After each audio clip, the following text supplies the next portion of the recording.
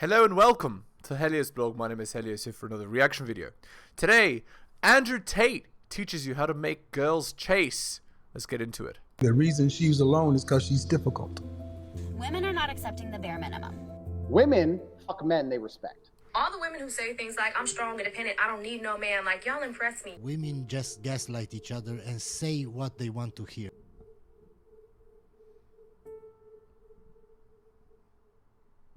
Choosing a man they like, they're more scared of having the man they like, but he doesn't like her anymore.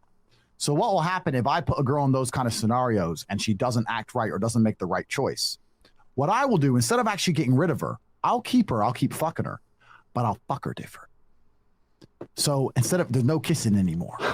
You understand? You understand? She's not doing that thing anymore. She's gonna feel it different. Yeah. And afterwards, she's gonna be like, you don't love me anymore, do you? Where's this going? You've threatened intimacy. Yeah. You've threatened intimacy. And she's gonna get, it's no longer intimate on any level. She got fucked.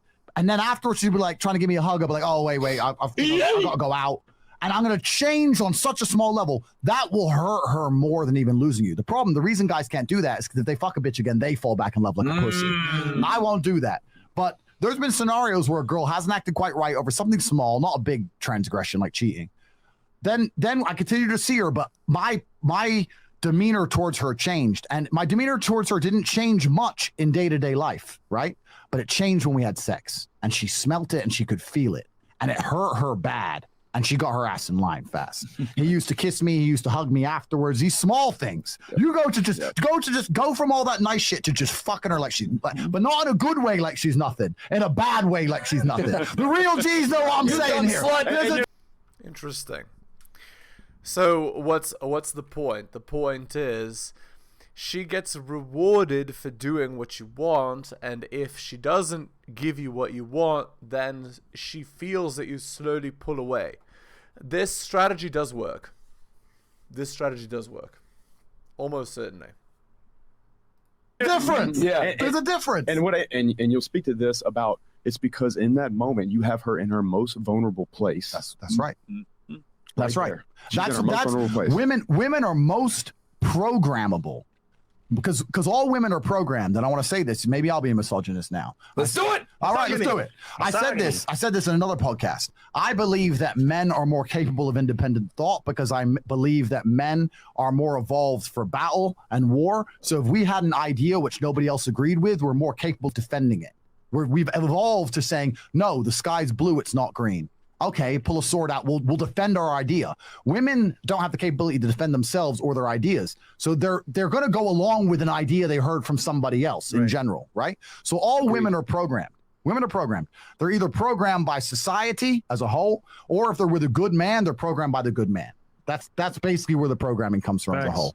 So all women are programmed on some level. And I think with especially during sex, that's when women are most programmable because they're most vulnerable. Like if you get a bitch and she's just about to come and you start saying in her face, I'm going to cheat on you, you fucking slut. And she comes while you say you're going to cheat. She's going to end up getting horny next time you cheat. I know it sounds crazy. I know everyone's going to look at me and go, Tate's talking shit. No, you're right, I'm telling you, it's fucking true. Tate's talking facts. It's true. What Andrew is describing here is that's called operant conditioning. Yes. So what operant conditioning is actually, no, sorry. It's classical conditioning. So classical conditioning is you pair a certain behavior with a certain action. So for example, you say you're such a good girl, and then whenever she's about to, have an orgasm. And so next time you say you're such a good girl, she's going to remember the pairing and get attracted to that, right? That's the principle there. Andrew's just pairing. He's pairing something that he wants to do with something she wants to get, so that he can effectively do what he wants. That's the idea there. All right, and truth be told, all humans are susceptible to programming. And that's because we're all animals. Alright, shitting time. Hit the like, hit the sub, hit all the notifications. Drop me a donation, like Hunter M, Adrian R, and Tom M. Buy my books at bit.ly/heliosbooks. Share this video. Also, shoutouts to Curry Kid, last person to buy a Strategist Guide to Seduction. I really do appreciate it. Thank you. And also go to my Patreon and subscribe. Patreon.com/theheliosblog. All right, shitting is done. Let's continue. He's talking straight facts. It's true, and especially sex as a man is a weapon you need to use. You have to deny it. You have to give it. You gotta give it good. Yep. You gotta give it bad. You gotta use it right. And when I say there's ways you can fuck her like she doesn't mean anything in a way that she enjoys, and ways you can fuck her like she doesn't mean anything in a way she doesn't enjoy. The G's of the game know exactly what I'm talking about. Dick, bro. And you could do that gradually over time. If she ain't acting right, you can change the way you fuck a bitch to make her start to get insecure about he doesn't actually care, he doesn't actually like me, and that will shock them. Yep. You have moves you can make, but you gotta be perspicacious. You gotta Basically, you can only do this sort of thing if she sees you as an alpha male, if she sees you as the best she's ever gonna get. Then you can do this stuff and she will actually react to it. pick up on her attention, and you gotta act accordingly. And that's some dark triad shit. But I'll tell you, before I fuck a bitch, literally, I'm laying there going, giving a full status report of her last few weeks. I'm loading up the Excel in my head. Was the house clean? Was this done? All right, okay, I'll give her this version. All right, bitch. What is it? So what is enough? So other than not changing diapers and jet setting around the world, what is enough? You talk about being tall, muscular, you can shoot guns, all this stuff you talk about, right? Yeah. Some people aren't tall. Yeah. Naturally tall. What would you do if you weren't tall? All right. So firstly, let's accept something. God has favorites. Does he? He certainly does. Okay. And I'm one of them. As are you, my dear. Look at your nice, beautiful smile. Thank you. you He gave so it to you. much. God gave it to you, Yeah, right? I guess So God does have favorites, but it's not even about that. For the longest period of human time, for a man to be respected, for him to even be admired by society on any level, to some degree, he had to be a warrior. That's what men did. We fought. That's right. That's what men did. We fought. So if you're out here as a man and you have no battle in your life, no conquest in your life, no form of war in your life, then what you do then? And it doesn't have to be physical. Physical is the best example of it. Every woman wants a boxer or a cage fighter. Of course you do. Well, biologically, yes, because it means that, for me, everything is evolution, right? Completely. So it means. Yup. I mean, obviously, logically speaking, biologically speaking, women want a man who is capable of protecting her children. So a man who's a fighter is logically going to be more attractive. That's without a doubt, right? Look at every single professional boxer that has reached the upper echelon, right? Every one of them is with a beautiful woman. That's not by accident. It's because they're attractive on a biological level, and it goes deeper than they're just physically attractive. They're attractive because they can fight, and that is something that is important. All right, let's continue. Means that if one day the government's coming, which they're coming, you want to know that he can physically protect you and the family, right? Exactly. So every woman wants a boxer or a cage fighter, but this is the testament to the problem of the modern world, right? Right. Every single man watching this knows that women want fighters. Every single man watching this would love to be able to say he's a fighter, but 99% of the men watching this will not go fight because they are afraid. That's right. They're all cowards. They'll make up every excuse under the sun. Oh, it's busy with my Bitcoin. Oh, do. You're all a bunch of pussies. They are pussies, all of them. That's all they are. They're pussies. And women can smell that. So if you want to have a woman who truly respects you, you need to put yourself through war in some form. Now, what most men do is they avoid physical confrontation because they're cowards, and they start doing physical confrontation. This is why men are so obsessed with money, because it's a degree of conquest. We can no longer walk the earth and conquer land, right? It's not like the olden days where we could just walk around as the Romans and just chop somebody up and take their land. So now we conquer the land financially. This is why men will work so hard to be a CEO and give up his whole life just to be a CEO, because then he gets to feel like he's conquering something. Men have that innate desire for conquest. So that's the second best thing, I guess, is to get rich. I mean, it's not a bad thing to be rich, certainly not. But if someone were to say to me, look, you have to build the archetype of an individual, you have to build a man from the ground up, and he has to be respected by both men and women, he'd be a dude getting in the cage, kicking the shit out of people. Yeah, and why would a fighter be respected? Because a fighter is doing what most men can't, which is risking himself, right? Most men can't or won't do that. And every man knows this, and every man can do it. But they're all just pussies. We suffer from modern society, and all of its problems suffers from the fact that we are plagued by monumental cowardice amongst the male population. All men are cowards. They're cowards. It's literally mind-blowing to me, the level of cowardice we're forced to endure. Everyone's a pussy. Everybody. Why? Because they've been deliberately designed to be pussies. The femme-centric systems has deliberately installed frames in their mind. Which femme-centric systems? Every single system is femme-centric. That's right. In 2023, every single frame you can think of is feminine-centric. All the TV shows you ever watched, all the movies, all pop culture, all the music, modern music, I mean. And arguably, you know, music from the 1960s and on. Basically, all music and culture that has been created since the birth control pill is femme-centric. And it's not a surprise why. Because that's when women actually got the frame of the world. When they had access to birth control, they had access to... They got to tell who gets born and who dies, right? Effectively. Because by selecting who's born, you can select who appears in the human population. And so, naturally...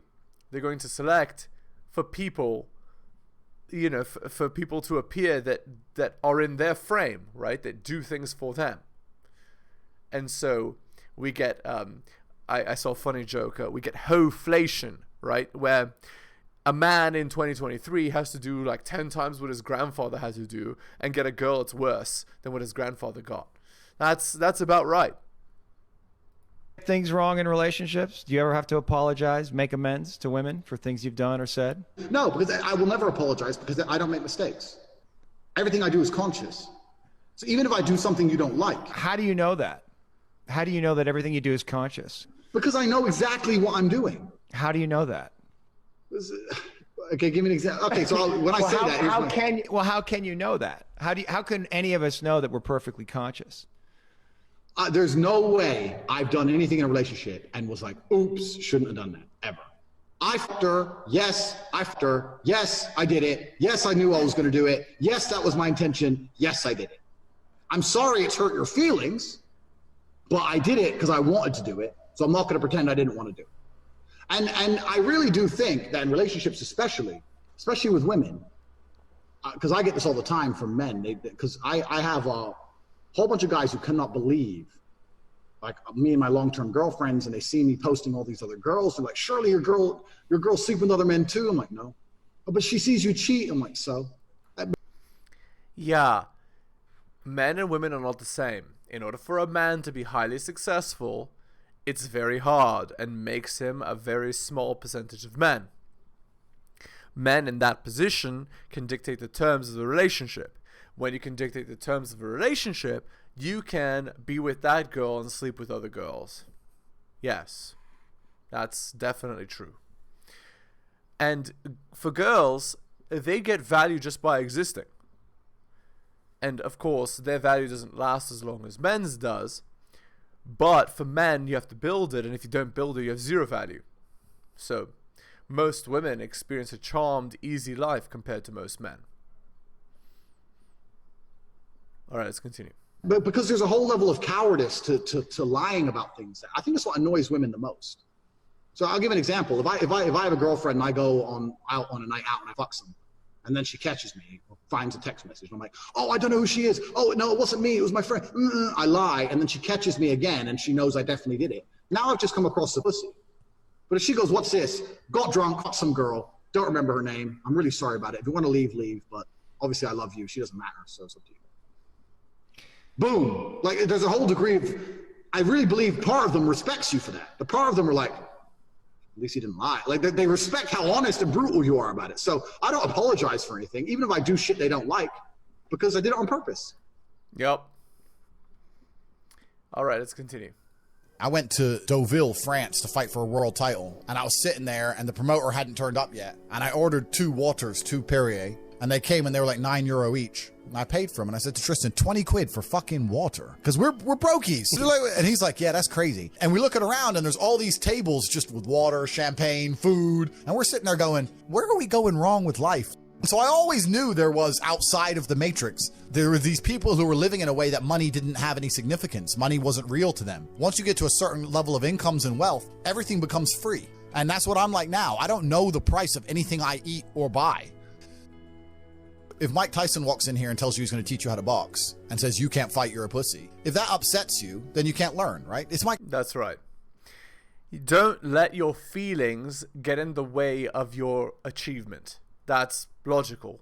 Tyson, just shut up and listen. If someone, Richard me, comes along and says, Andrew, you don't know shit, you're a dumbass and you're a brokey, I'm going to sit there and go, okay, maybe I am a brokey, Elon. Tell me something, right? I'll listen. That's right. Listen to people that are your betters and learn from them. Because that's the way to achieve success. Again, logical.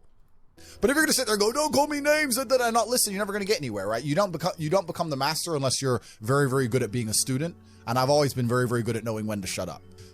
And I've been learning for a very, very long time. I've always been very, very observant, trying to pay a lot of attention. And life really doesn't have to be that complicated. When you see somebody that has something you want, you just got to try and work out how they got it. And that's the missing part. Most people see people with things they want and they don't do the second half. They don't try and work out how they got that thing. Oh, my man has a Ferrari. Okay. I wish I had a Ferrari. Okay. They don't sit there and go for an hour, how did he get a Ferrari? That part is the part they don't want to do, right? They just go, oh, he has a Ferrari. Wish I had a Ferrari. And they go back to TV. And that's why they lose.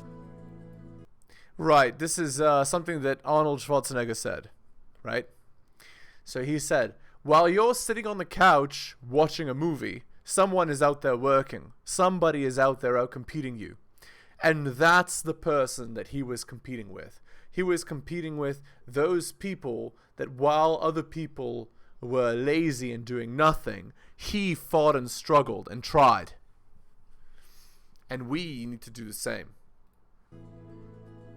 The way that humans work and the way that we've evolved as a species is that we don't really learn lessons unless they're learned the hard way. You can have so many near misses and people won't learn their lesson. Bro, you must know a guy who goes out there, nearly crashes his car, nearly crashes his car, nearly crashes his car, doesn't slow his ass down till he wrecks it. Like, this is how people are. So you need that pain for the lesson to sting enough to really genuinely go inside of your mind. And it's the same with everything. It's the same with driving a car or business. If you want to learn a lesson about business, you're going to have to suffer at some point. The truth is, there's a lot of people who make a lot of money with their first company, but they just spunk it, act an idiot, and it all blows up in their face. And that's how you get the discipline on your fourth company, that when you have $3 million in the bank, you just leave it there and don't be done with it. So you need to go through some pain. You need to experience some negative things. You need to have to a degree some trauma to really even learn any lessons. So I believe that unless a lesson has taught the hard way, you're not going to learn it. You need to get out there on the streets. You need to make mistakes. You need to suffer. You need to have the tax man knocking at your door. You got to deal with all that stuff so that you make sure it doesn't happen again. I really think that humans are stupid enough to only learn the hard way. That's indeed. I'm inclined to agree. And I mean, one of the phrases that they say is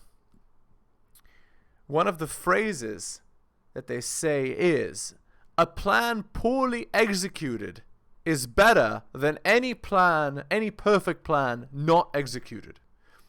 So if you just go and you try and you struggle, you're going to learn along the way, and eventually you'll succeed, of course, after many, many failures. And that applies to everything. It's kind of how it works. There was a girl from America who came to see Tristan. She was at our party, at our house. We had a big party. It was like 100 people there. Her boyfriend caught her on Instagram. She said to her boyfriend, oh, no, I'm not at the party. I don't want to be here. I'll leave when I can, and turned her phone off. And her boyfriend, somewhere in fucking Oklahoma, calls the American embassy in Romania and said, my girlfriend's been kidnapped.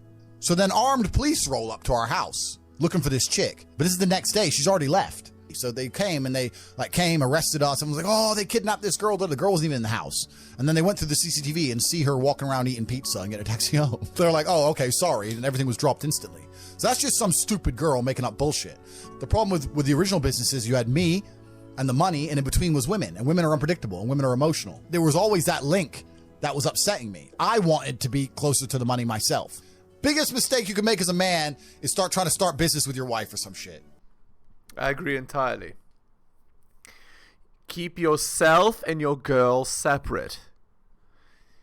Ultimately, here's the thing. You are the leader of the relationship. Her respect for you is dependent partially on what you can provide. So if she's involved in the provisioning, then she, by design, loses respect for you. And then why are you even with her? You don't even have the dynamic that you want in a relationship at all. So what's even the point? I'll help you. I'll be your partner. Bro, that's the biggest mistake. Don't even get me started. Because now you got two different battles. You got the relationship you're trying to be in control of, and I got to deal with the business as well. Now, it's different if you run the business and you hire her, and she does a little bit of admin. Cool, that's fine. But I'm talking about, let's say your chick goes, I want to open a beauty salon, and you pay for her to open a beauty salon. And now this beauty salon, you've put $1 million of your money in it, and it's not open on a Thursday. You're like, why isn't it open on Thursdays? Oh, I had a headache. What do you mean you had a headache, bro? I just spent $1 million. Yeah, but Claire's sick and I have a headache. And now you got the relationship. It's all messed up. This bitch is lazy. She thought it'd be like Sex in the City episode where she just drinks lattes and makes money. And she realized she had to actually do shit. And it's all getting messy there. Whereas when you're with your boys and let's say you invest $1 million in something, it's not open on Thursday. You can go to the house and say, what the fuck's wrong with you? Don't be a bitch. You're a man. You could just say, look, we need to open. You can't do that with chicks. It's hard. That's right. When I talk about the Matrix, I'm talking about the systems which have been created by society, which are deliberately designed to enslave. And you're existing inside of a system which is deliberately rigged to make the rich richer and for the poor to stay poor. You can sit there and get upset about it. You can sit there and cry about it and say the system needs to change, which is what some people do, socialists, XYZ. But I know that's a waste of time, right? That's futile. The best thing to do is to understand the rules of the game and find a way to win. That's right. Ultimately, the sad part is you're either going to be a winner or you're going to be a loser, right? And I would rather die trying to become a winner than ever stay a loser. At least on my deathbed, I will know that I tried. That's the point. So, yes, the game is rigged. Yes, the rich are always going to get richer. Yes, the poor are always going to struggle. And that's the way the game is set up. So you still need to find the best move on the chessboard. There's no point sitting there saying, I want to play a different game, because that's never going to happen. Because the people with the money are the people who have the control and they have the power. And why would they have the game set up any other way? Why would they change it? It's also the basic of economics. I think a lot of people don't understand the true basics of economics. And the basics of economics state that even giving money to the poor, that ends up back in the hands of the rich. There's no way to stop the rich getting richer. I remember during COVID when they did the stimulus checks, and they passed out all this free money to everyone. I'm saying, oh, he's giving money to the poor. Yeah, but what do those poor people spend that money on? Well, Amazon stock tripled because they all went to Amazon. Jeff Bezos got richer. But the fact is that there's less companies than there are people. All those $1,400 checks amongst all those people at the bottom ended up in the hands of a few companies, and the rich got richer, and you can't stop it. Doesn't matter if those people invested their money. Doesn't matter if they bought stocks. Doesn't matter if they bought a crypto. Doesn't matter if they bought a house, whatever. The people who have the assets and have the companies and have the control are always going to end up getting control of the currency, and they're always going to be richer. And it's getting worse and worse. So I always knew I wanted to escape the Matrix before I escaped it. And let me tell you why. If COVID has not woke people up in the last 3 years, I don't know what's wrong with you. The government came along, closed your business down by force, forced you to have a medical procedure you didn't want, made you stay in your house and cover your face because of something with a 99.9% fucking survival rate. They come along and literally broke every single rule. They broke the Geneva Human Rights Convention, every single law that they wrote themselves. They just broke them all under the guise of safety. More people committed suicide from mental health issues. More people died from missed doctor's appointments for real diseases because of this crap. They came along and did it because they were told to by someone above the government, because the government's not even in charge of anything. And now they've gone back to normal. Everyone thinks they're not going to do it again for some other reason. You think across the next 30 years they're not going to come back with some new shit? Fuck them. Next time, when they come along with this crap, I'm out. I'm bouncing. See ya. When they did this, I went to Sweden. Sweden was open the whole time. I was in clubs in Stockholm while everyone else was here locked in their houses clapping for the NHS like a jackass. I was in the nightclub. No masks, no vaccine, no lockdown, nothing. Running around with Swedish chicks. So I just run to freedom. So once... That is wise advice. Run towards freedom.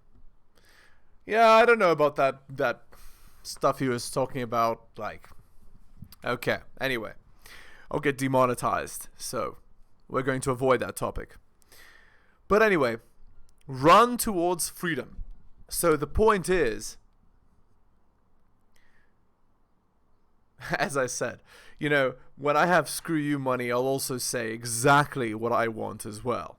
Sadly, 2023 doesn't allow me that luxury, and I believe that to be an incredible sadness.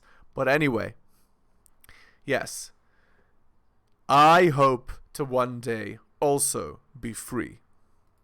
I'll let you know when I'm there, what it's like.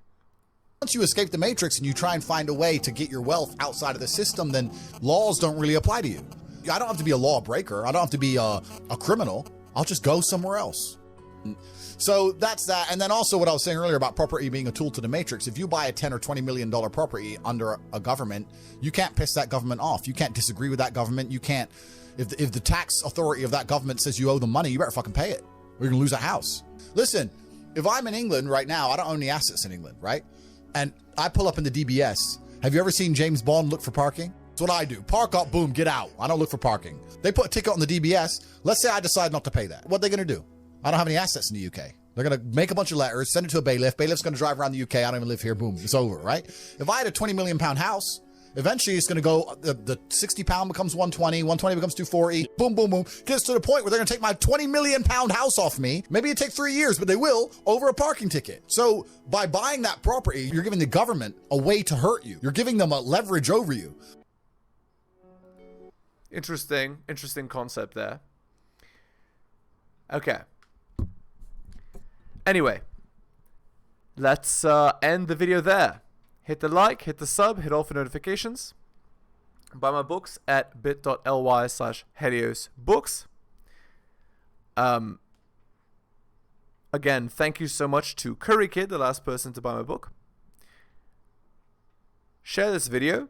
And, of course, go to my Patreon and subscribe at patreon.com/theheliosblog. All right. Take care of yourselves. Thank you so much for listening to the end. I really do appreciate it. And I'll see you guys next time.